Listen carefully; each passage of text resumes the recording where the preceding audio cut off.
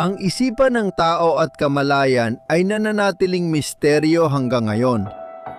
Hindi gaya ng iniisip ng iba na ang kamalayan ay para lang sa mga pseudoscientist. Matagal nang nagpundo ng pananaliksik ang pinakamakapangyarihang pamahalaan sa mundo na nagresulta sa libu-libong eksperimento. Pinakatanyag sa mga eksperimentong ito ang proyektong Stargate. Ang iba sa inyo ay pamilyar na rito, baka nakabasa o nakapanood na ng ilang artikulo o video online. Malamang alam din nila na ito ay mga eksperimento sa panahong may internasyonal na tensyon, takot sa kalaban at karera sa kapangyarihang militar at geopolitikal na nagpalawak sa saklaw ng siyentipikong pananaliksik. Nagbigay ito ng pagkakataon sa iba't ibang siyentipiko na magmungkahi ng mga eksperimentong itinuturing na kakaiba ng opisyal na agham para siyasatin ang pinakamisteryoso at kontrobersyal na aspeto ng isipan ng tao. Kung inisip ninyo ito, malamang narinig ninyo ang tungkol sa serye ng revolusyonaryo at pambihirang eksperimento mula sa ibang sanggunian na hindi masyadong tinalakay ang paksa. Ngunit kung matitiwala kayo sa aming trabaho at susundan ninyo kami sa pagkwento ng kamanghamanghang kwentong ito, sigurado kaming magbabago ng lubusan ang inyong pananaw tungkol sa kung ano talaga ang isipan ng tao at kung ano ang naging kahulugan ng mga eksperimentong ito. Sige, bago tayo magpatuloy sa kwento, gaya ng lagi naming ginagawa. At kung hindi nyo pa ito nakita o nagawa, iniimbitahan namin kayong mag-subscribe sa channel para hindi ninyo mamiss ang mga susunod na video at masuportahan ang aming trabaho. Ang Project Stargate ay isang top secret na operasyon na isinagawa ng American Intelligence. Sa totoo, hindi lang ito isang proyekto, kundi serye ng mga proyektong nagpalit ng pangalan sa paglipas ng taon. Gondola Wish, Grill Flame, Center Lane, Dragoon Absorb, Sunstreak at kalaunan, Stargate. Nagsimula ang mga programang pananaliksik na ito noong 1972 at nagtapos noong 1995 sa pamamagitan ng Project Stargate. Ang layunin ay imbestigahan ang parapsikolohiya, kabilang ang kakayahang psikiko at paranormal na fenomena. Mga fenomena gaya ng psychokinesis, kakayahang impluwensyahan ang pisikal na mundo gamit lamang ang isipan, at remote viewing, kakayahang makakuha ng impormasyon tungkol sa mga lugar o kaganapang hindi mapuntahan saan man sa mundo. Makikita natin mamaya na lalampas ito sa inaasahan at ang mga resulta ng eksperimento ay magiging kagulat-gul at magbabago ng lahat ng alam natin tungkol sa kamalayan at pinagmulan nito. Pero ngayon magbalik tanaw muna tayo at subukan nating unawain kung paano nagsimula ang kamanghamanghang kwentong ito. Nasa unang mga taon tayo ng dekada 70. Ang mundo ay nahahati sa dalawang blok, ang kanlurang blok na pinamumunuan ng Estados Unidos at ang Unyong Sobyet. Sa bawat sagupaan ng dalawang makapangyarihan, nanginginig ang mundo sa takot na baka biglang sumiklab ang pandaigdigang digmaang nuklear. Ang dekada 70 ay kasunod lamang ng rebolusyong kultural na nagdala sa harap ng mga paksa at usapin na noon ay hindi pa nabibigigyang pansin. Ang laban para sa karapatang sibil at kalayang individual ay nagpapaliyab sa mga lansangan sa buong mundo, ngunit hindi lang iyon. Kasama rito ang pagyusbong ng kaisipang New Age, isang koleksyon ng paniniwala, gawaing espiritual at pilosopikal na pinagsasama ang silangang espiritualidad, kanluraning esoterismo, ekolohiya, humanistikong psikolohiya at mistisismo. Sa panahon ng matinding paranoia sa kilos ng kalaban, iniulat ng US Intelligence na matagal nang nagsasagawa ng mahigpit na pag-aaral tungkol sa psikikong fenomena ang mga Sobyet na pinopondohan ng gobyerno mula noong 1920. Kinumpirma ng mga ulat ng CIA ang mabilis na pag-usad ng mga Sobyet na pinatutunayan ng higit 4 na beses na pagtaas ng pondo kumpara sa mga nakaraang taon. Ito ang makasaysayang konteksto na nagtulak sa Estados Unidos na isaalang-alang ang parapsikolohiya bilang potensyal na yaman sa impormasyon at operasyong militar. Sa puntong ito, mahalagang bigyan diin na lahat ng susunod ay resulta ng pag-aaral sa bahagi ng dokumentasyon na ginawa ng intelihensya ng Estados Unidos at na-declassify lamang nitong mga nakaraang taon. Makikita ng gustong magpalalim pa ang mga sanggunian sa video description.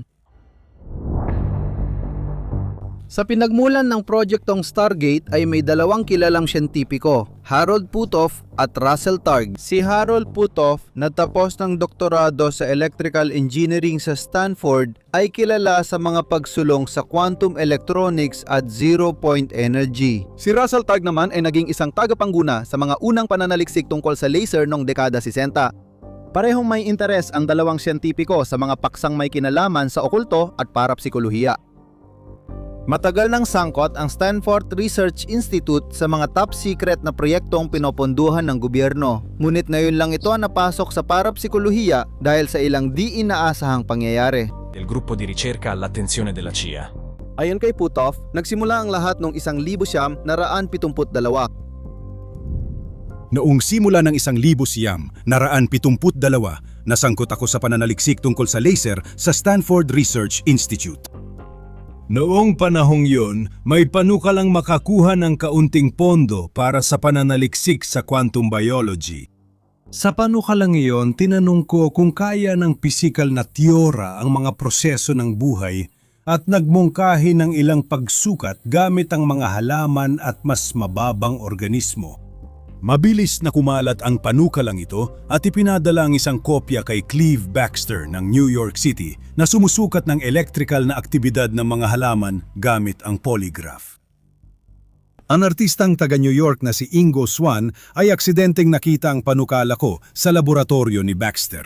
Sumulat siya sa akin at iminungkahing kung interesado akong pag-aralan ang hangganan ng pisika ng may buhay at walang buhay, dapat kong isaalang-alang ang mga eksperimento sa parapsikolohiya. Nagpatuloy si Swann sa paglalarawan ng ilang mga eksperimento na tila naging matagumpay sa larangan ng psychokinesis na kanyang nilahukan sa laboratorio ng profesorang si Gertrude Schmeidler sa City College ng New York. Dahil sa aming palitan ng sulat, inimbitahan ko siyang bumisita sa aking laboratorio noong Hunyo 1972 upang ipakita ang mga ganitong epekto.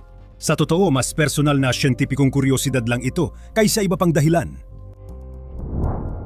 Sa puntong ito ng kwento, nagbago ang lahat nang dumating si Ingo Swann, isang artistang taga New York at psychic. Isang tauhan na masasabi nating kakaiba, ngunit tulad ng makikita natin, siya ay magiging mahalaga para sa pag-usad ng proyekto na magdadala sa paglahok ng CIA.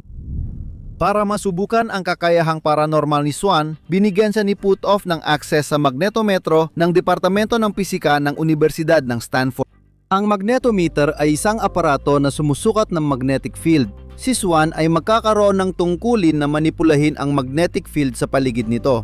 Sa katunayan, maituturing itong perpektong instrumento para subukan ang kakayahan ng sinumang nagsasabing kaya nilang lumika ng pisikal na epekto gamit lamang ang isipan. Ito mismo ang instrumento ang ginamit nung bumisita si Swann kay Puthoff sa Stanford. Narito ang mga sinabi ni Puthoff tungkol sa nangyari. Kapag itinutok ni Swann ang kanyang atensyon sa loob ng magnetometer, ang output signal ay malinaw, nagkakaroon ng interference na nagpapahiwatig ng pagbabago sa panloob na magnetic field. Napansin pa niya ang iba pang ugnayan sa pagitan ng mental na pagsisikap at pagbabago ng signal.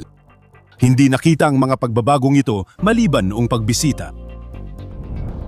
Nagulat ang lahat ng nakasaksi ng mabago ni Swann ang magnetic field sa eksperimento. Pero ang tunay nagiiwan sa lahat na walang masabi ay nang si Swann gamit ang tinawag na remote viewing ay nagawang iguhit sa isang papel ang lahat ng panloob na bahagi ng makina. Ang huling gawaing ito ay mas nagpamangha sa akin kaysa sa nauna. Ang eksperimentong ito nagiiwan sa lahat na walang masabi sa lahat na nakasaksi ay ilalatala lamang 3 taon matapos itong maisagawa. Ipinakalat pa rin ni Dr. Puthoff ang draft sa mga kasamahan at may isang tao na hindi namin tiyak kung sino ang palihim na nagpadala ng kopya sa mga autoridad. Hindi nagtagal dahil humanga sa resulta ng eksperimento, nakipag-ugnayan kay Puthoff at nagsimula ng sunod-sunod na pagsusuri para subukan ang kakayahan ni Swann. Sinabi nila sa akin na nababahala ang intelligence community sa lumalaking suporta ng mga Sobyet sa parapsikolohiya na pinopondohan ng kanilang mga ahensiya ng seguridad. Ayon sa pamantayang siyentipiko ng kanluran, itinuturing itong kalokohan ng karamihan sa siyentipiko. Dahil dito, naghahanap sila ng isang laboratorio ng pananaliksik sa labas ng akademya na kayang magsagawa ng tahimik at pribadong investigasyon na mababa ang profile, at ang aming laboratorio ay tila perpektong tumutugma para dito. tesita. Mula sa sinabi ni Patoff, interesado ang CIA sa paksa. Pero bago magpundo, gusto muna nila ng konkretong ebidensya, kaya nagpadala sila ng ahente sa Stanford Research Center. Unti-unti, lumipat sila mula sa remote viewing ng mga simbolo o bagay sa sobre o kahon patungo sa remote viewing ng mga lugar sa San Francisco Bay. Ito ang laman ng final report sa ikalawang taon ng programa.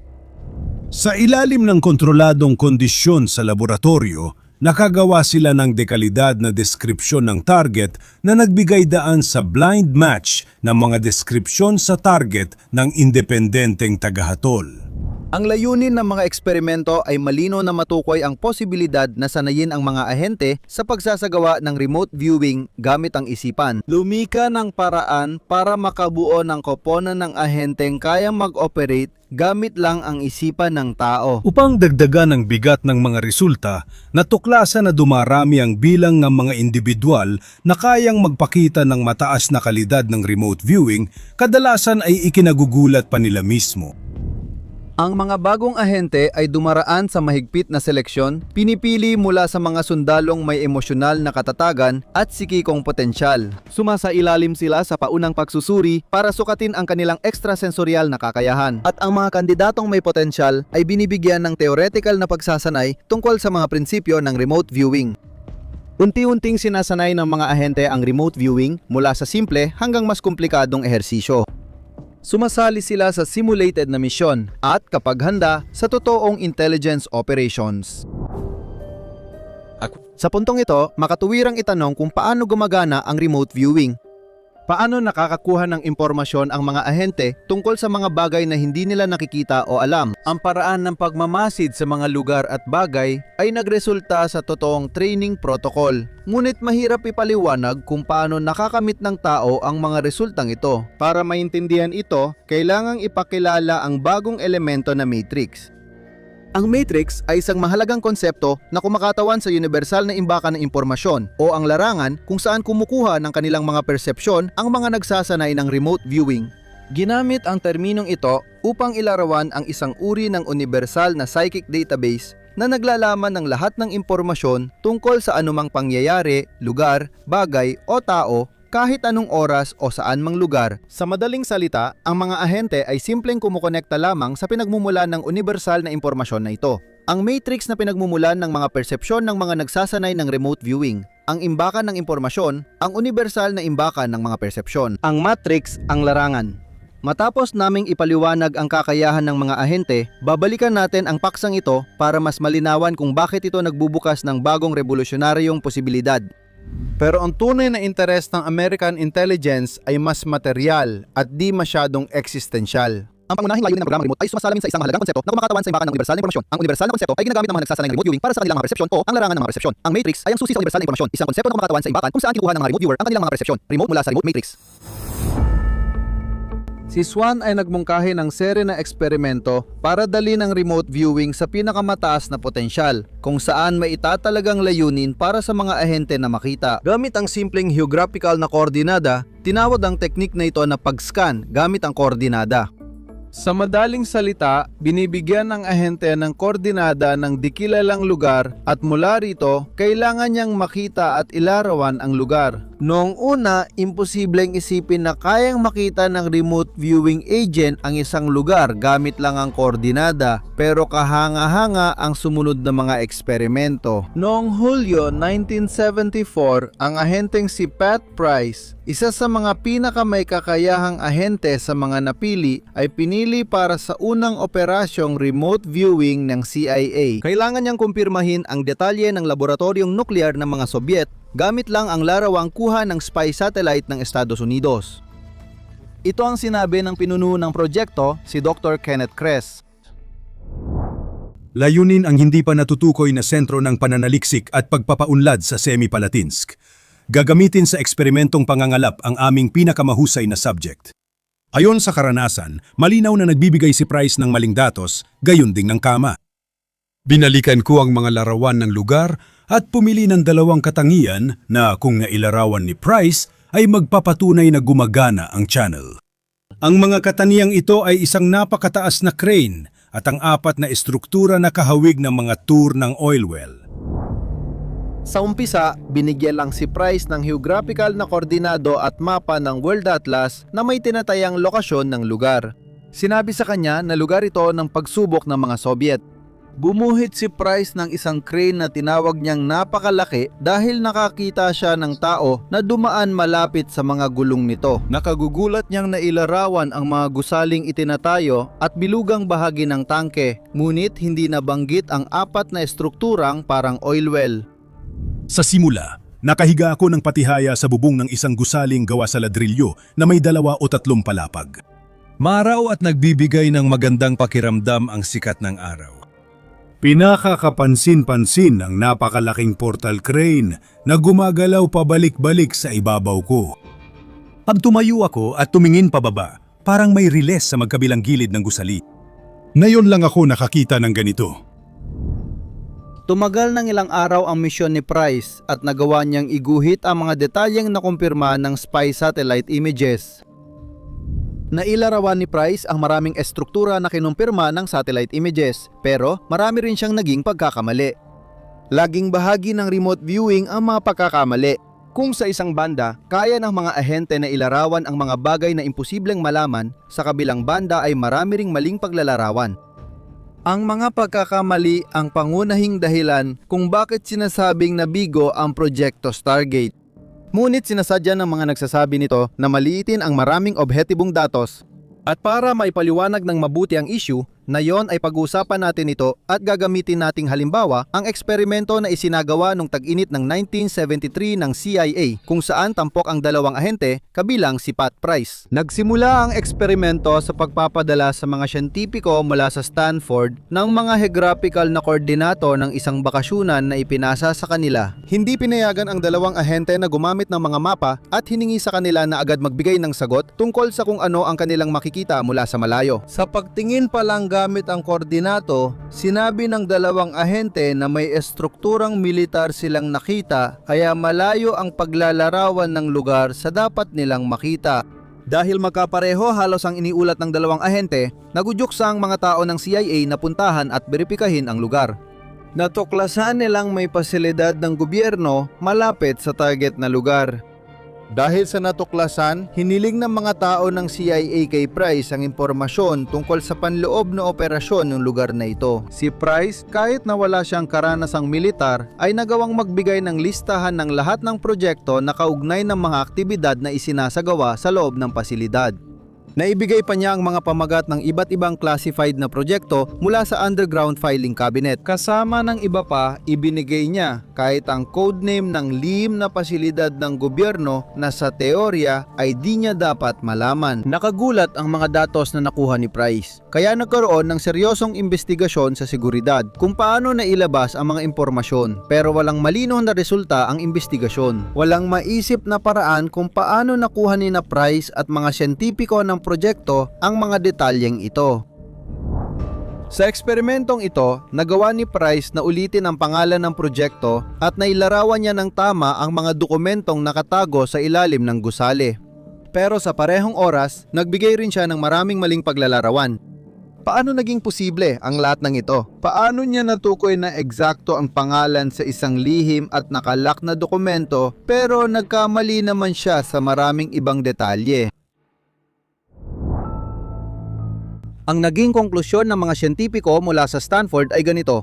Kailangan nating isipin ang proyekto na para bang ang Stanford mismo ang gumawa nito. Kung susubukan nating mag-tune in sa radyo o channel sa telebisyon, maaaring may isturbo ang signal dahil sa nakakalitong background noise sa larawan o tunog. At sa kasamaang palad, nagiging dahilan ito para hindi natin makilala ang tamang impormasyon mula sa mali. Bagamat ipinakita ng eksperimento ang limitasyon ng remote viewing, kinilala ng CIA at US Army Security Command ang potensyal nito. At ito ang nagdala sa paglikha ng isang tunay na hukbo ng mga psychic na sundalo na nagsimula ng mga operasyon ng remote viewing sa ilalim ng pamumuno ng intelligence ng Estados Unidos. Sa mga maaari nating tawaging mga psychic na sundalo, bukod sa mga nabanggit, ang pinakamay kakayahan o kahit papaano ay may tala tayo sa mga dokumento ay si Joseph McMonigal na kilala bilang Remote Viewer 001. Joseph McMonigal, Nakuha niya ang palayaw na ito dahil siya ang unang remote viewer na direktang nagtrabaho para sa Pentagon. At ayon sa dalawang declassified na dokumento ng CIA, nagtrabaho siya para sa proyekto mula 1979 hanggang 1984. Sa loob ng 5 taon ng kanyang remote viewing sa Fort Meade, sinasabi ni Joe McMoneagle na nakibahagi siya sa humigit kumulang 450 misyon, kabilang dito ang pagtukoy ng mga bihag sa Iran at pagtulong sa pagpapalaya ng mga bihag sa Italya. Nag-espiya siya sa nuclear laboratorio sa China at inobserbahan si Diktador Muhammad Gaddafi ng Libya. Natukoy niya ang Soviet bomber na bumagsak na may dalang nuklear na materyales. Inobserbahan din niya ang dati di kilalang konstruksyon ng pinakamalaking submarino sa mundo na tinawag na Typhoon. Tama niyang nahulaan na ililipat ito ng mga Soviet mula sa bodega papuntang karagatan na binuksan makalipas ang 4 na buwan noong kalagitnaan ng Enero 1980. 80. Na si McMoneagle ay nagbigay ng mahalagang ambag sa mga misyon na kanyang nilahukan ay madaling kilalanin ng hukbong sandatahan ng Estados Unidos. Pagkatapos magretiro sa proyekto, binigyan siya ng Stargate ng Legion of Merit, isa sa pinakamataas na parangal. Ngunit iba si McMoneagle sa ibang ahente. Ipinapakita niyang mayroon siyang dagdag na kakayahan, isang kakayahan na maaari nating tawaging precognition. Ibig sabihin, kaya niyang makita o hulaan ang mga kaganapan na mangyayari sa malapit na hinaharap.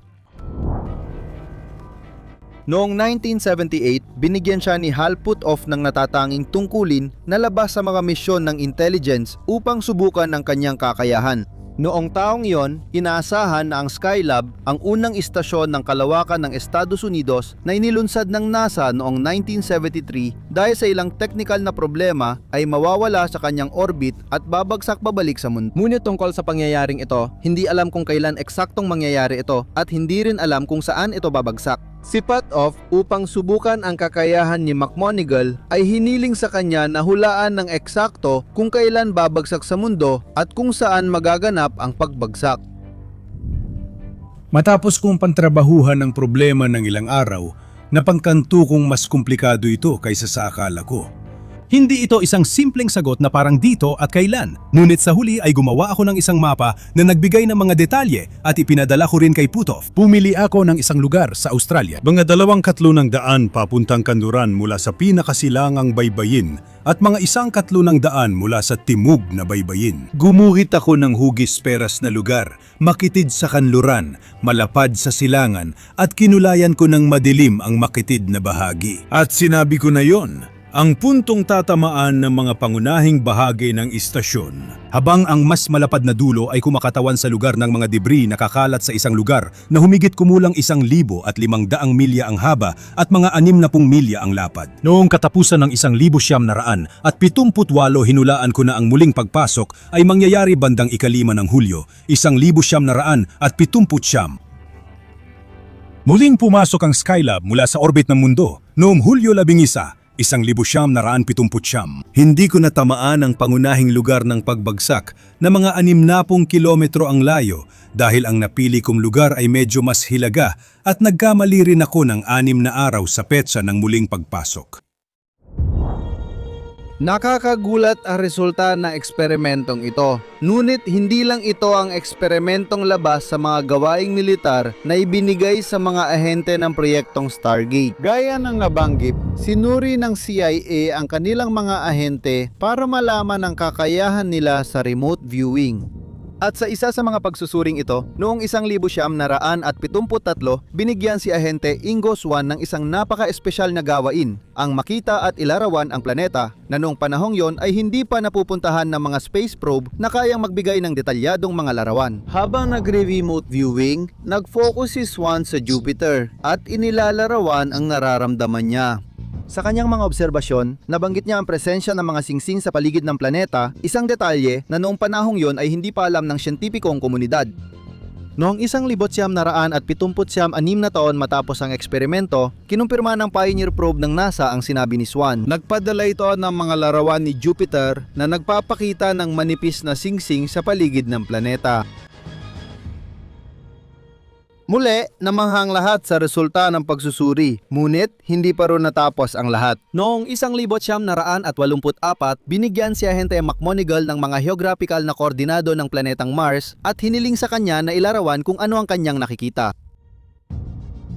Malinaw, tulad ng sa anumang eksperimento ng remote viewing, hindi alam ni McMonigal kung anong lugar ang tinutukoy ng mga koordinado at nagsimula siyang maglarawan ng isang sinaunang sibilisasyon, kabilang ang malalaking estrukturang kahawig ng mga piramid, mga lagusang parang bunggo at mataas na antas ng enerhiya. Noong sinaunang panahon, pag-aari ito ng isang matandang sibilisasyon.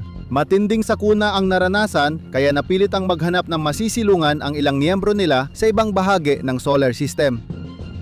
Isang katulad na eksperimento ang isinagawa rin kina Ingo Swann at Pat Price. Pareho silang pinakiusapang tingnan ang buwan at ilarawan ito. Pareho nilang inilarawan ang presensya ng artipisyal na estruktura at misteryosong aktibidad sa buwan, kabilang ang mga base sa ilalim ng lupa at mga operasyong hindi pagmamay-ari ng kilalang bansa.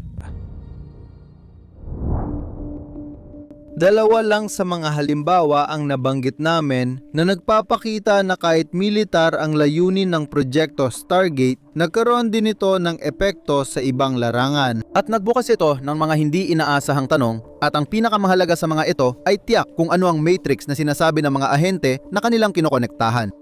Isang lugar, kung maari itong tawagin, kung saan posible mang maunawaan ang lahat at magpapahintulot hindi lang na makita ang mga lugar na hindi mapuntahan, mga lugar na libu-libong kilometro ang layo, kundi pati na rin ang maglakbay sa panahon. Minsan ay may kamalayan, gaya ng nakita natin sa Skylab. Minsan naman ay hindi namamalayan, tulad ng nangyari sa kilalang eksperimento ng mga swimming pool. Ibinigay sa mga ahente ang mga koordinado ng estruktura na may dalawang malalaking tangke at tumpak nilang inilarawan at iginuhit ang mga ito. Bukod pa rito, naglagay sila ng detalyadong paglalarawan ng sistemang paglilinis na wala naman doon.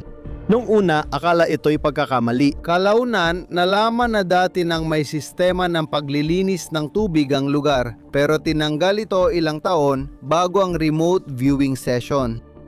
Ang sistema ng paglilinis ay tugmang-tugma sa iginuhit ng mga ahente sa eksperimento. Paano nagawang makita ng mga ahente ang isang bagay na wala na? Ang sagot ay nasa mismong konsepto ng Matrix, isang lugar kung saan maaring makuha ang kaalaman tungkol sa lahat ng bagay, sa lahat ng panahon. Malaki ang mga implikasyon nito. Kung may lugar kung saan makakakuha ng impormasyon tungkol sa lahat, nakaraan, kasalukuyan at hinaharap, hindi maiwasang tanungin kung nakatakda na ang lahat. Hindi maiwasang itanong hindi lang ano ang matrix na ito, kundi pati ano rin ang ating isipan at kamalayan. Hindi nila yon ang programang Stargate para imbestigahan ang mga aspetong ito, nilimitahan lang ito sa layuning militar at paniniktik. Ngunit sa pagkakataong ito, may tanong. Bakit itinigil ang revolusyonaryong proyekto? Sabi ng mga kritiko, bakit na ba? Napansin ng CIA at intelligence na hindi maganda ang resulta at maaaring pagkakamali lang ito dahil sa klima o sitwasyon noon. Pero totoo nga ba yon? Kung maghahanap kayo sa internet, makikita nyo na ito ang isa sa mga pinakamaraming binabanggit na dahilan. Pero sa totoo lang, iba talaga ang nangyari. Mga eksperto mismong inatasan ng gobyerno ng Amerika ang nagsabi niyan para suriin ang resulta ng proyekto. Noong 1995, inatasan ng gobyerno ang American Institutes for Research na magsagawa ng isang independiyenteng pagsusuri sa proyekto Stargate. Ang pagsusuri ay pinagkatiwala sa dalawang siyentipiko, sina Jessica Woods at Ray Hyman. Napagpasyahan ni Dr. Jessica Woods na napatunayan ang kakayahang saikiko, habang giit ni Dr. Raymond Hyman na kailangan pa ng dagdag na pagsisiyasat para makumpirma ang mga ito. Ang huling pagsusuri ay naghayag na, sa kabila ng mga makabuluhang estadistikal na resulta, pakinggan ninyong mabuti ang mga salitang ito, walang ebidensya na ang remote viewing ay kapaki-pakinabang sa pangangalap ng operasyonal na intelligence. Dahil dito, isinara ng CIA ang proyektong Stargate. Bago talakayin ang mga konklusyon, magbigay muna tayo ng paunang paliwanag. Ang mga eksperimento na isinagawa noong mga panahong yon ay sinagawa sa ilalim ng mahigpit na kontrol. Maraming ginawa para hindi lang maulit sa laboratorio ang mga ito, kundi makaburi ng tiyak na protocol na susundin. Ang problema, kahit maganda ang resulta ng mga eksperimento, mahirap pa rin questionin. Gayang nakita natin kanina, ang mga paglalarawan na ibinigay ng mga ahente ay naapektuhan ng maraming pagkakamali at bukod pa rito, hindi rin ito ganap na mauulit. Alam natin na mahalaga sa agham ang pag-uulit ng eksperimento. Sa remote viewing, hindi ito nagagawa at mahirap ipaliwanag ang ganitong sitwasyon. Nagbigay ng sagot si Dr. Jessica Woods sa kanyang huling ulat. Ilan lang sa asal ng tao ang kayang eksaktong ulitin kahit kailan, tulad ng mga pinakamahusay na batter sa baseball na hindi laging natatamaan ng bola kapag gusto nila. Hindi natin kayang hulaan kung kailan makakagawa ng home run ang isang tao. Sa katunayan, hindi rin natin kayang hulaan kung magkakaroon ng home run sa isang particular na laro. Pero hindi ibig sabihin nito na hindi umiiral ang mga home run. Ang mga siyentipikong ebidensya sa larangan ng estadistika ay nakabatay sa pag-uulit ng parehong performance o average na ugnayan sa mahabang panahon. Ang mahusay na batter sa baseball ay hindi laging tumatama ng bola sa parehong proporsyon kada laro, pero dapat ay pare-pareho siya sa paglipas ng panahon. Ganyan din dapat sa psychic functioning. Nagbabago ang performance ng bawat tao depende sa kondisyon, tulad ng sa baseball. Pero kung mga tao na may magkatulad na kakayahan na test sa magkaparehong kondisyon, dapat pang matagalan ang mga resulta, kahit anong larangan ng agham. Ang ebidensiyang estadistika ay galing sa paghahambing ng totoong nangyari at ng posibleng mangyari kung sambalang. Kung totoo na ang mga resulta ng mga eksperimento na ginagawa ng bawat individual ay hindi perpektong nauulit kasi bawat eksperimento ay magbibigay ng magkaibang resulta. Kung susuriin natin ang mga ito gamit ang estadistika, tulad ng ginagawa natin sa performance ng isang manlalaro ng baseball, makikita natin na may estadistikang pagkakapare-pareho ang mga ito. At tulad ng paalala ng profesor, ang mga ebidensyang batay sa estadistika ay tinatanggap ng agham. Pero bakit isinara ang proyektong Stargate? Sa madaling salita, masasabi nating isinara ang proyektong Stargate dahil ang mga pagkakamaling lumabas sa mga ulat ng mga ahente ay hindi ginawang siguradong-sigurado ang mga impormasyon. Hindi ito ganap na tumutugon sa layunin kung bakit ito binuo, pagmamanman at katiyakan sa intensyon at kilos ng kalaban. Mula sa mga ulat na ito, may lumalabas na isang nakakagulat na bagay. Ang mga kakayahang ipinakita ng mga ahenteng gumagamit ng remote viewing ay tiyak sa estadistika at totoo, kahit na hindi ito palaging maulit. Dahil sa likas na may porsyento ng pagkakamali ang mga pang-itayng ito, hindi sila perpekto para sa paniniktik. Hindi nagdududa ang mga nakasaksi sa eksperimento na kayang makuha ng mga ahente ang impormasyong hindi dapat nila alam. Kaya napag-uusapan kung paano ito kapakipakinabang sa militar. Parehong ulat, bukod pa rito, ay nagtatapos sa pagsasabing kinakailangang ipagpatuloy ang pagsisiyasat sa ganitong direksyon at palalimin pa ang mga natuklasan hanggang ngayon. Sa puntong ito, kailangan nating magbigay ng huling paglilinaw. Sa ngayon, alam natin na isinara ang proyekto based lang sa na-declassify at pampublikong dokumentasyon. Ngunit hindi nito inaalis ang posibilidad na ang proyekto ay patuloy pa ring umiiral sa ilalim ng ibang pangalan. Tulad ng makita natin, ilang beses nang nagpalit ng pangalan ng proyekto sa kasaysayan nito at kakaunti lamang ang mga taong nakakaalam ng tunay na pag-iral nito. Nakakaintriga rin na may ilang pangunahing tao sa proyekto na nagpatuloy sa kanilang gawain tulad ni Patoff na nagtayo ng Institute of Advanced Study sa Texas.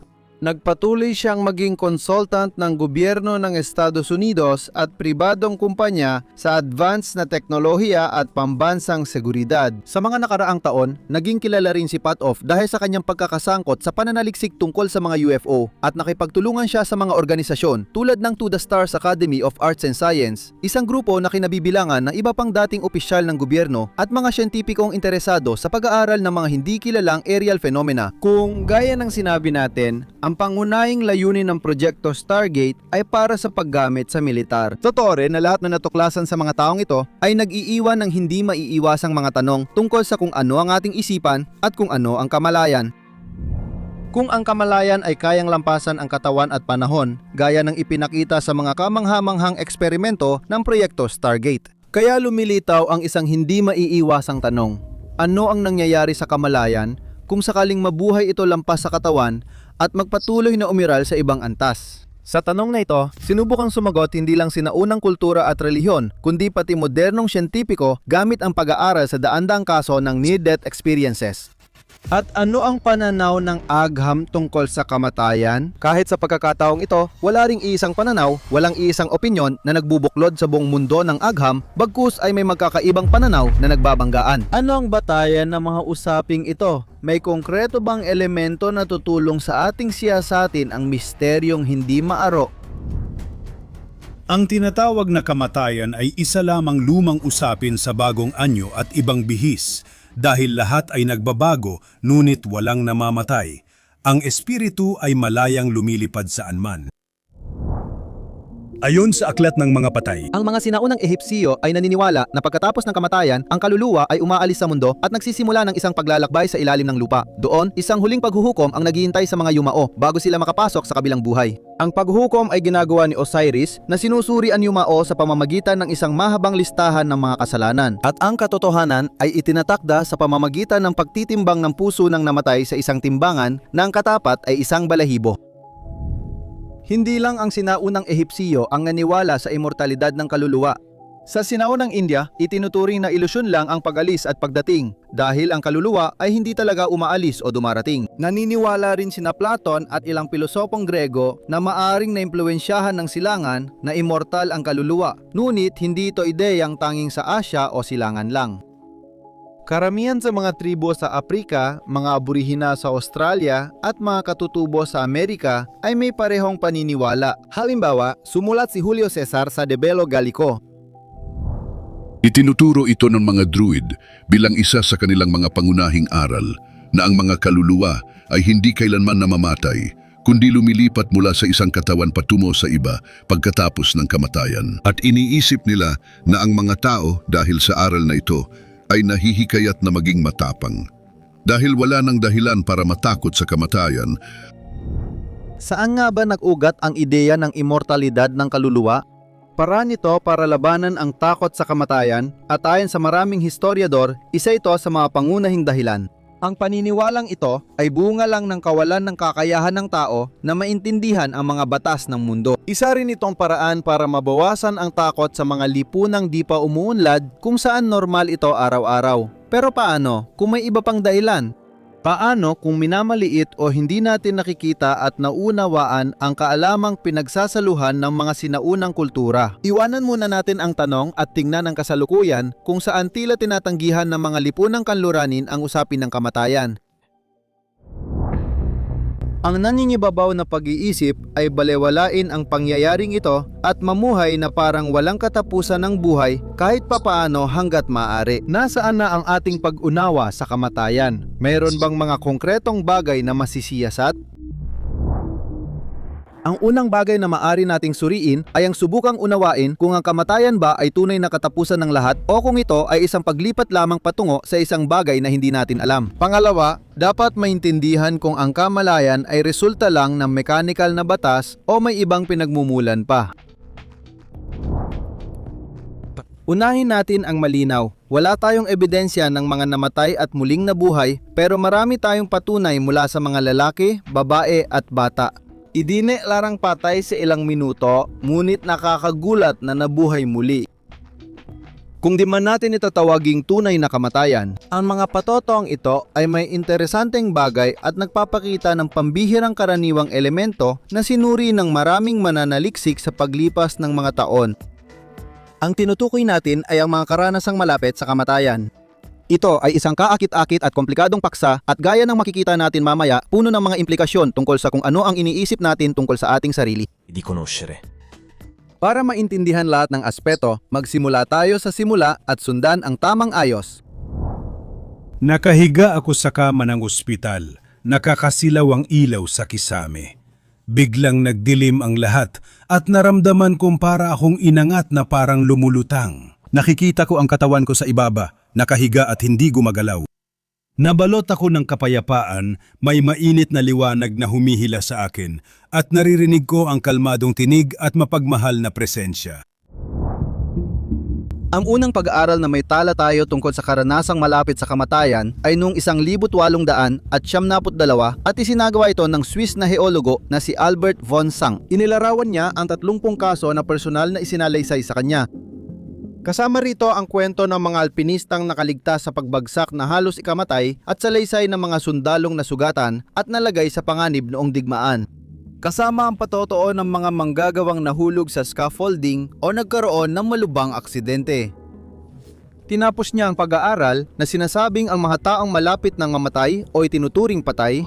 Ikinuwento nila na hindi sila nakaramdam ng anumang pag-aalala o takot bagkus ay naranasan nila ang katahimikan, pagtanggap at isang malalim na pakiramdam ng kapayapaan. Kailangan pa nating hintayin ang dekada 70 bago mailathala ang mga unang pag-aaral sa mga siyentipikong journal, mga pag-aaral na sunod-sunod na lumabas at lalong dumami hanggang sa kasalukuyan. Isa sa mga nangguna sa larangang ito ng pananaliksik ay si Dr. Raymond Moody na ang kanyang aklat na Life After Life noong 1975 ay nagtipon ng mga testimonya ng mga taong nakaranas ng near-death experiences. Ipinakilala nito ang phenomenon sa mas malawak na publiko at naging isang bestseller sa buong mundo. Sabi ni Moody, marami ang hirap ipaliwanag ang near-death experience dahil ito ay mga damdamin at persepsyon na lampas sa karaniwan. Isa sa mga unang naiulat na pakiramdam ay malalim na kapayapaan at kawalan ng sakit na may kasamang kaginhawahan. Maraming nagsasabing para silang nahiwalay sa katawan at pinagmamasdan nito mula sa labas, madalas mula sa itaas. Ang estadong ito ay sinusundan ng pakiramdam na mabilis na gumagalaw sa isang madilim at makitid na espasyo na parang isang lagusan. Sa karanasang ito, karaniwan ang makatagpo ng mga yumao na sa isang maliwanag at nakakapanatag na kapaligiran. Isang paulit-ulit na elemento ay ang pagkakita ng isang maliwanag na liwanag na nararamdaman bilang mapagmahal at magiliw. Ilang tao ang nag-ulat na nakaranas sila ng mabilisang pagbalik-tanaw kung saan nakita nila ang mahahalagang larawan at sandali mula sa kanilang nakaraan. Karaniwan sa mga karanasan sa malapit sa kamatayan, ang matinding pakiramdam ng walang kondisyong pagmamahal at pagtanggap mula sa liwanag o mga nilalang na nakasalamuha. Sa isang punto, nararamdaman ng mga tao na sila ay nasa isang hangganan o sa isang punto na hindi na sila maaring bumalik. Più tornare alla vita terrena. Ginagawa nila ito habang nagpapasya o nararamdaman nilang kailangan bumalik sa katawan kahit may pag-aatubiling iwan ang mapayapang paligid. Sa huli, marami ang nagsasabing na bago ng malalim ang pananaw nila sa buhay at pinahahalagahan matapos ang karanasang ito. Madalas silang nakakabuo ng mas matinding espiritualidad at malasakit na malaki ang epekto sa kanilang pamumuhay at pananaw sa mundo. Hindi nararanasan ng lahat ng nabanggit na elemento. Tukuyin ang mga katangian ng isang karanasan malapit sa kamatayan. Mahalaga ring tandaan na walang kaugnayan ang paglalarawan ng mga karanasang ito sa personal o reliyosong paniniwala ng mga sangkot at wala ring koneksyon sa antas ng lipunan o edukasyon. Nangyayari ang mga ito ng hiwalay at walang kaugnayang sa iba. Isa sa pinakatinututukan ay ang bahagi kung saan ikinukwento ng mga saksi ang kanilang mga karanasang labas sa katawan at ang detalyadong paglalarawan ng mga resuscitasyon at pangyayaring hindi nila maaaring alam. Mahalaga ang mga kwentong ito dahil mapapatunayan sila kaya masusing iniimbestigahan ng mga mananaliksik.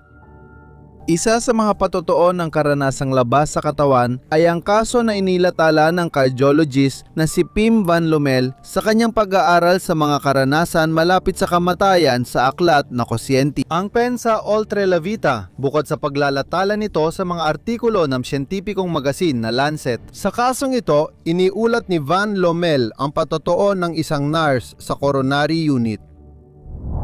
Sa kanyang duty noong gabi, dinala ng ambulansya ang isang 44 anyos na lalaking comatose. Nang ma-admit siya sa coronary unit, binigyan siya ng balloon at mask na artificial na ventilasyon.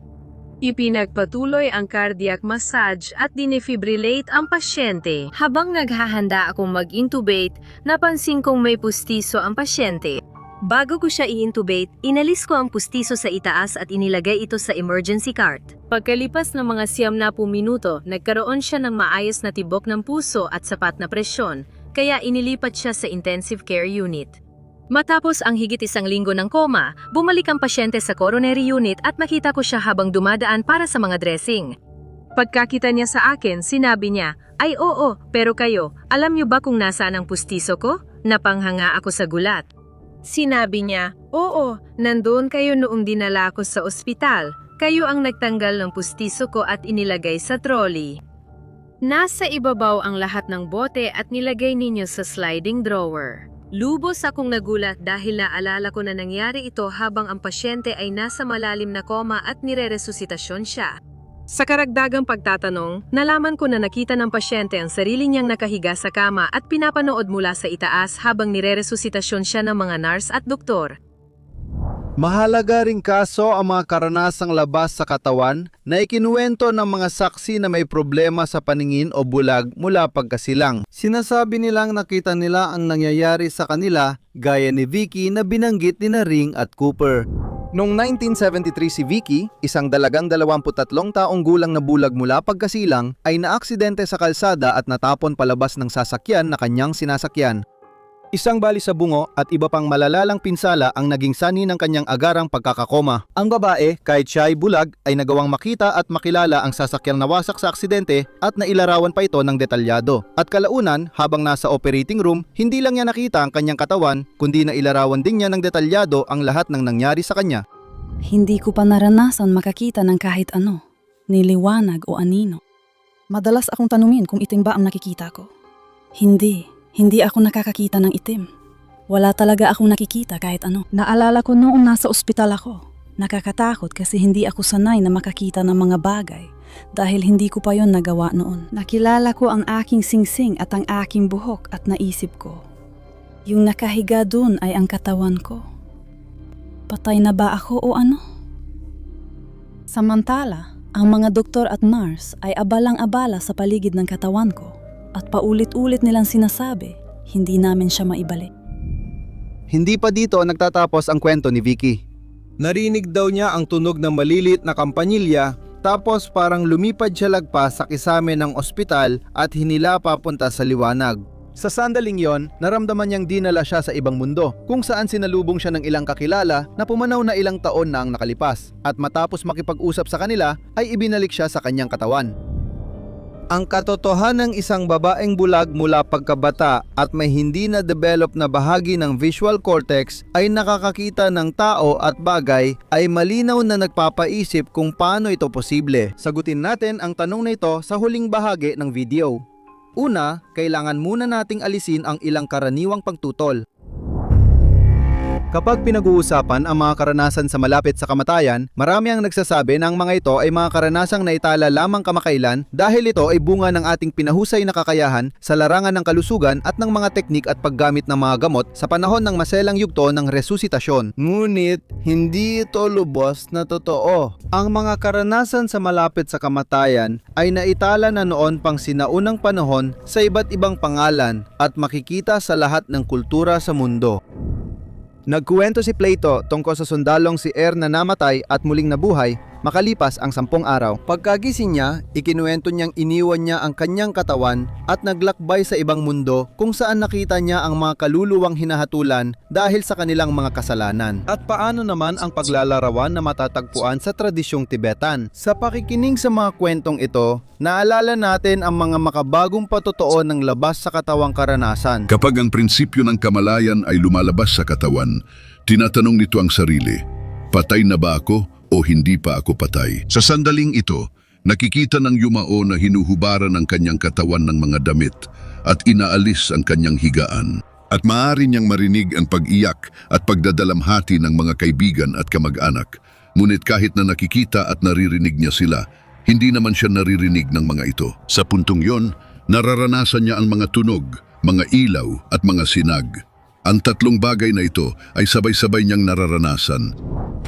Isa pang pagtutol na madalas ibinabato tungkol sa tunay na pagiging totoo ng mga karanasang ito ay na ito raw ay bunga lamang ng mga guni-guni o mga pagbabago sa utak dulot ng matinding pagkabigla sa trauma at paggamit ng mga gamot sa resuscitation. Ipinakita ng pag-aaral sa mga nakaranas ng near-death experience na ito ay nangyayari habang nasa clinical na pagkamatay ang tao, hindi bago o pagkatapos ng cardiac arrest.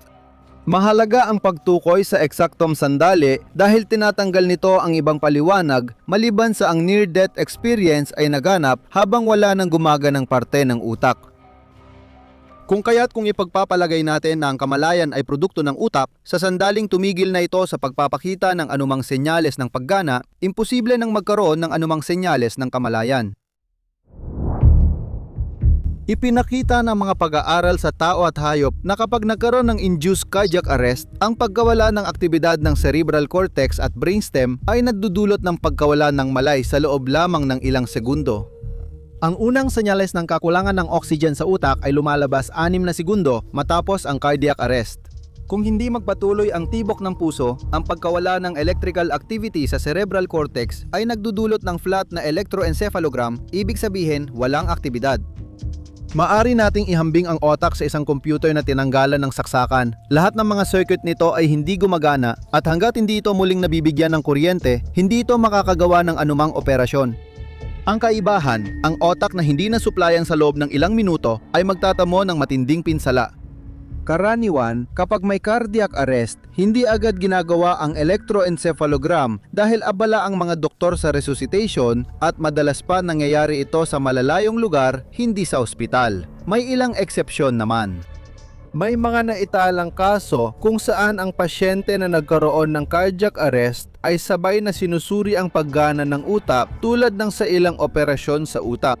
Kung sa ganitong operasyon ay nakaranas ng near-death experience ang pasyente, posible nating makuha ang detalyadong impormasyon tungkol sa paggana ng utak niya. Ang pinakasikat na kaso kung saan ito nangyari ay kay Pamela Reynolds, isang kasong naging usap-usapan at tatalakayin natin ngayon ng mas detalyado. Si Pamela, 35 taong gulang, ay sumailalim sa isang CT scan na nagpakita ng mga ugat sa utak malapit sa brainstem. Ang aneurysma ay parang isang lobo sa isang mahinang bahagi ng ugat ng dugo. Kapag ito ay pumutok at napakataas ng posibilidad na mangyari ito, magkakaroon ng pagdurugo sa utak na maaring magdulot ng kamatayan.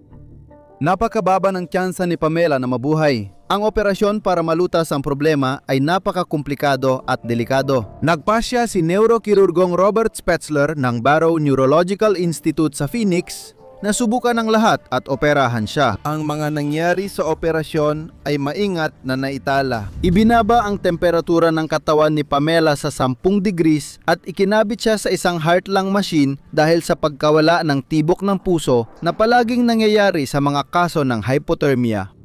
Ang hypothermia ay sinadya upang maprotektahan ang mga selula ng utak dahil sa operasyon. Para magawang operahan ng aneurysm, lahat ng dugo sa kanyang ulo ay aalisin. Ang electrical activity ng brainstem at cerebral cortex ay binabantayan sa lahat ng yugto ng operasyon. Tumagal ng halos 6 na oras ang operasyon at naging matagumpay ito. Pagkagising ni Pamela, ikinagulat ng medical staff at ibinahagi niya ang isa sa pinakamalalim na near-death experience na naitala. Narito ang kanyang kamanghamanghang mga salita.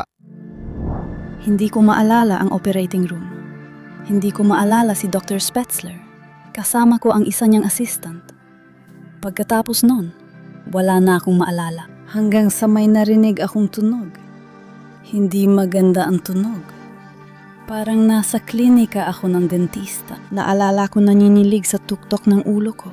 At parang lumabas ako mula roon sa di ko maintindihan. Habang lalo akong lumalayo sa katawan ko, lalo ring luminaw ang imahe. Naalala ko ang maraming bagay sa operating room. Nung tumingin ako sa ibaba, ramdam ko talaga ang presensya ko doon. Naisip ko na kakaiba ang paraan ng pag-ahit nila sa ulo ko. Inaasahan kong ahitin nila lahat ng buhok ko, pero hindi nila ginawa. Parang nakaupo ako sa balikat ni Dr. Spetzler sa isang metaphorical na paraan. Naalala ko yung instrumento sa kamay niya. Parang hawakan ng sipilyo ko sa ngipin. Malinaw ko ring naalala ang isang boses ng babae na nagsabing, "May problema tayo, masyadong maliit ang mga ugat niya." At pagkatapos ay isang boses ng lalaki na nagsabing, "Subukan mo sa kabila." Naramdaman ko ang presensya, kaya napalingon ako. Doon ko nakita ang maliit na tuldok ng liwanag, parang ulo ng aspile. Sinimulan akong hilahin ang liwanag, pero hindi labang sa aking kagustuhan. Naramdaman ko talaga na umaangat ako pataas. Parang sumasakay ako sa isang napakabilis na elevator. Napansin kong nakakakita na ako ng iba't ibang anyo. Nakita ko ang maraming kakilala at iba pa na di ko kilala. Pero alam kong sa isang paraan ay konektado kami. Lahat na nakikita ko ay mukhang nasa pinakamagandang anyo ng kanilang buhay. Nakita ko si Tito Jane, na napakalapit sa akin dahil marami siyang itinuro sa akin. Hindi nila ako pinayag ang magpatuloy at sinabi nila sa akin na kung magpapatuloy ako papunta sa liwanag, may mangyayari sa akin sa pisikal na katawan ko at hindi na nila ako mababalik pa sa katawan ko. Gusto kong pumunta sa liwanag, pero gusto ko ring bumalik dahil may mga anak pa akong kailangang palakihin. Tinanong ko kung ang liwanag na iyon ay si Diyos at sinagot nila ako. Hindi si Diyos ang liwanag. Ang liwanag ay nangyayari kapag huminga si Diyos. Naalala kong naisip ko, nasa hininga ako ni Diyos. Ang tito ko ang nagdala sa akin pabalik. Pero noong dumating ako kung nasaan ang katawan ko, at tiningnan ko yung bagay na yon, sigurado akong ayokong bumalik doon kasi parang wala na talaga siyang buhay. Nagsimulang makipagtalo sa akin ang tito ko, sabi niya. Parang tumatalong ka lang sa swimming pool. Talong ka na lang. Itinulak niya ako at nakita kong biglang gumalaw ang katawan ko at naramdaman ko ang lamig sa loob ko. Bumalik na ako sa katawan ko. Masakit siya. Ang lahat ng ikinuwento ni Pamela ay hindi kapanipaniwalang tumutugma sa totoong nangyari sa operating room noong araw na yon. Ito ang sinabi ni Dr. Spetzler. Habang nasa cardiac arrest, kumpirmadong patay ang utak ni Pamela ayon sa 3 klinikal na pagsusuri. Walang aktibidad ang electroencephalogram, wala siyang tugon mula sa kanyang brainstem at walang daloy ng dugo sa kanyang otak. Hindi ako naniniwala na ang mga obserbasyon na ginawa niya ay based sa kung ano ang maaring nakita niya pagpasok niya sa operating room. Hindi kita sa kanya ang mga instrumento. Wala akong paliwanag tungkol dito. Hindi ko alam paano nangyari yon, lalo na sa lagay ng katawan niya noon. Sa parehong panahon, nakakita na ako ng maraming bagay na hindi ko maipaliwanag at ayokong maging arogante para sabihing walang paraan para mangyari ang mga iyon. Pagkatapos marinig ang kamanghamanghang patotoong ito, hindi natin maiwasang magtanong kung paano nangyari ang lahat ng ito habang siya ay nasa panahon ng klinikal na pagkamatay. Dapat ba nating isipin na ang kamalayan ay hindi ganap na konektado sa utak?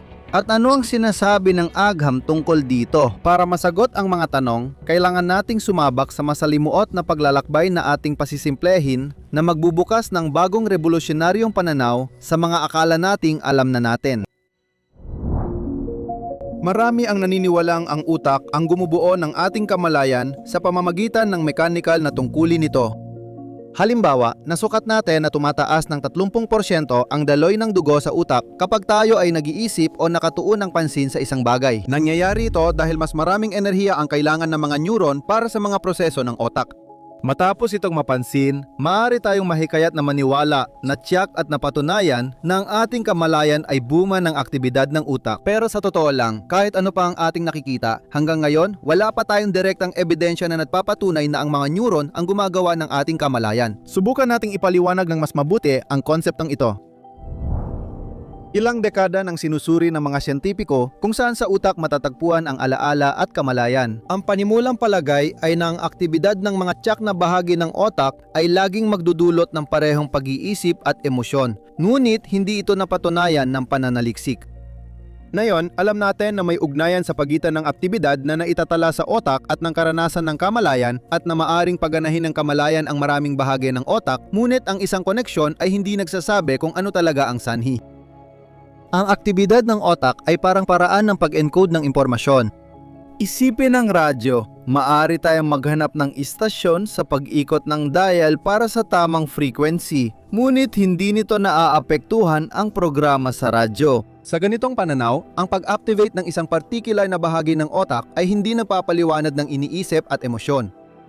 Ang kaya lang nating masukat ay ang ugnayan sa pagitan ng mga aktibidad na naitala sa utak at ng mga karanasan ng kamalayan. Sinulat ito ng pilosopo at neuroscientist na si Alva Noe sa isang bagong libro niya. Ang ideya na tayo ay ang ating utak ay hindi pinag-aralan ng mga siyentipiko, kundi isang pagkiling o prekonsepto. Na ang kamalayan ay nagmumula sa utak ay isang bagay na hindi kailanman pinagdududahan, ito ay isang hindi mapag-aalinlangan ng panimulang palagay. Ngunit ngayon, mayroon tayong lahat ng dahilan para tanggihan ang pagkiling na ito. Isang pangyayari na naging usap-usapan sa mundo ng agham ay ang iniulat sa isang artikulo na inilatala sa prestigyosong siyentipikong magasin na Science na may mapanghamong pamagat na talaga bang kailangan ang iyong utak? Ipinapakita nito ang isang kakaibang kaso. Ang brain scan ng isang batang nagtapos sa matematika na may intelligence quotient na 126 kaya mas mataas sa karaniwan.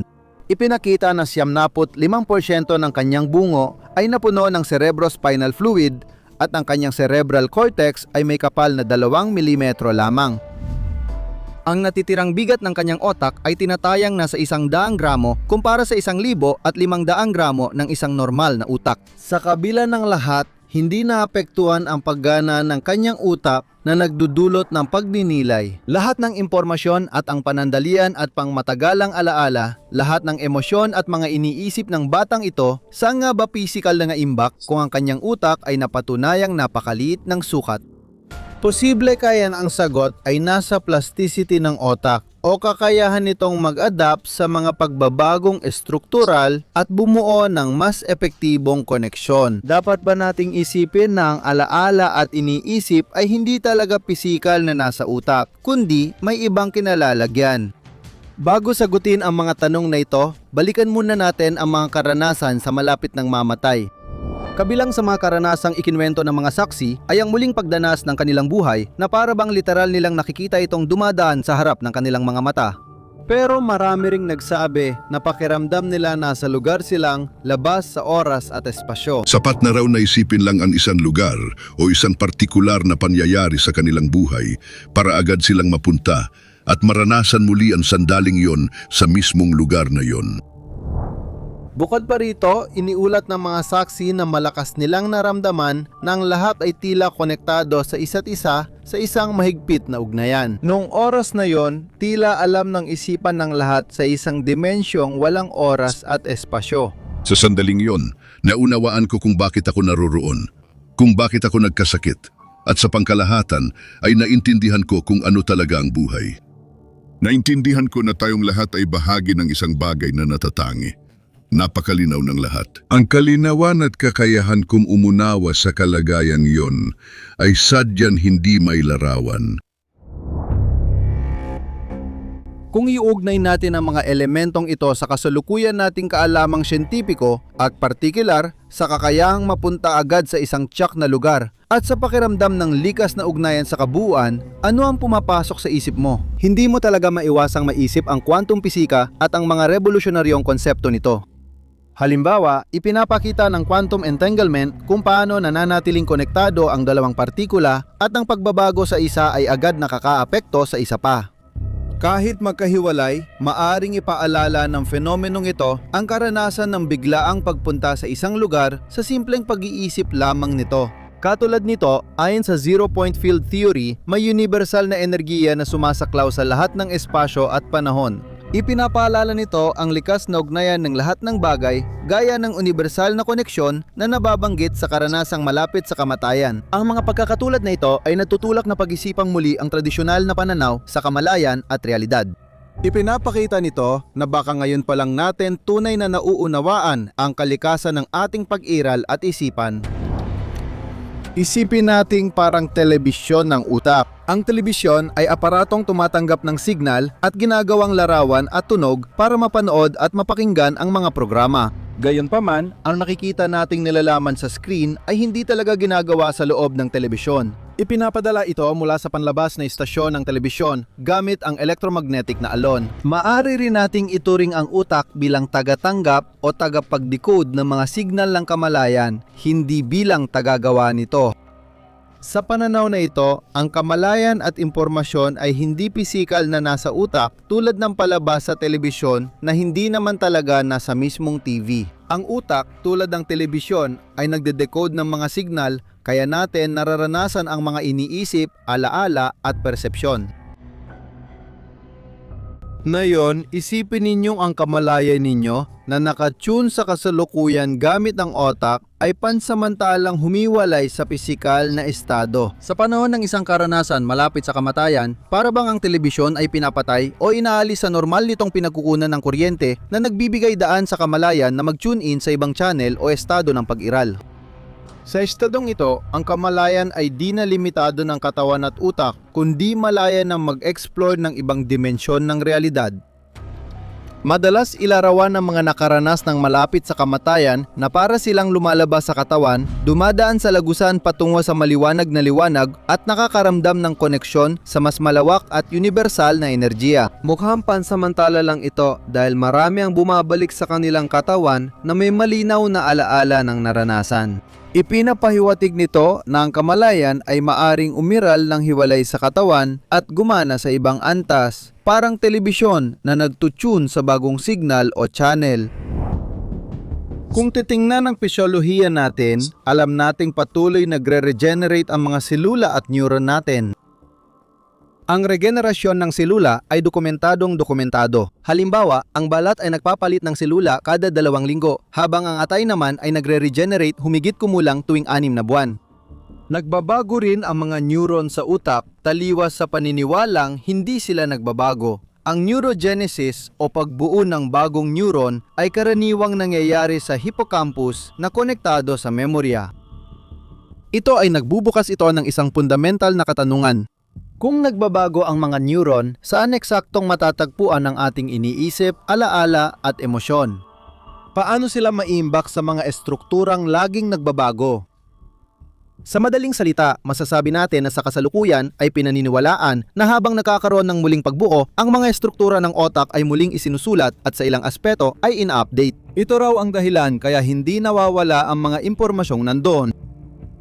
Posible kaya na ang alaala, iniisip at emosyon ay nasa electromagnetic field na naitatala kapag inoobserbahan ang aktibidad ng otak sa halip na pisikal na nakalagak sa mga koneksyon ng neuron. Ibig sabihin, hindi talaga utak ang lumilihan ng kamalayan, kundi kasangkapan lang itong ginagamit natin para maranasan ito. Kung babalik tayo sa mga karanasan ng near death, posible kaya na kapag nag-shutdown ng ating utak, ang ating kamalayan ay nagsiswitch sa ibang frequency?